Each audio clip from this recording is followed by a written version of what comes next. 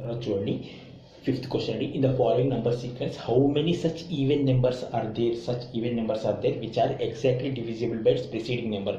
Even number అయి ఉండాలట, దీని ప్రిసీడింగ్ నెంబర్ డివిజిబుల్ కావాలట. ప్రిసీడింగ్ నెంబర్ నుండి exactly divisible by preceding number. Pre అంటే బిఫోర్, ప్రిసీడింగ్ ప్రీ ఫైనల్ అంటాము. బిఫోర్ అంటే ప్రీ ఫోన్, ఈ ఈవెన్ నెంబర్కు ముందున్న నెంబర్తో డివిజిబుల్ కావాలి. Exactly divisible by its preceding number and but not exactly divisible by it's following number. అంటే వెనక దాంతో డివిజిబుల్ కావద్దు, ముందు దాంతో డివిజిబుల్ కావాలి. అది ఈవెన్ నెంబర్ అయి ఉండాలి.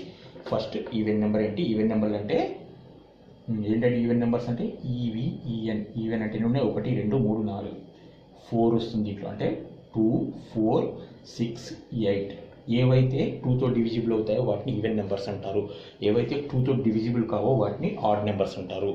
ఇక్కడ 2 4 6 8 అనేది ఈవెన్ నెంబర్స్ అండి. ఇక్కడ తీసుకుంటే ఫస్ట్ ఇక్కడ ఏంటంటే 8 తీసుకున్నాను. 8కు ముందు నెంబర్తో డివిజిబుల్ కావాలి. అది అవుతుందా?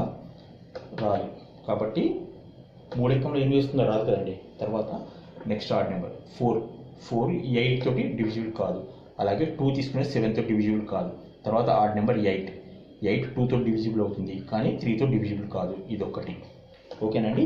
అంటే 2 4 8 కానీ 3తో డివిజిబుల్ కాదు. So second one is accepted. ఇది ఈవెన్ నెంబర్, 3తో డివిజిబుల్ కాదు కాబట్టి వదిలేసేయండి. తర్వాత 8, ఈ 8 4తో డివిజిబుల్, 9తో డివిజిబుల్ కాదు. So second one.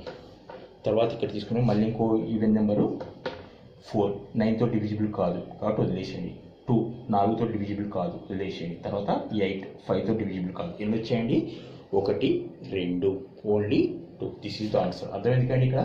కాకపోతే మళ్ళీ ఇంకోసారి రిమైండ్ చేసుకొని చూసుకోండి. చాలా ఇంపార్టెంట్ అండి ఈ మోడల్. దీంతో ఈ మోడల్ క్వశ్చన్స్ అన్ని కూడా క్లియర్ అయిపోయాయి.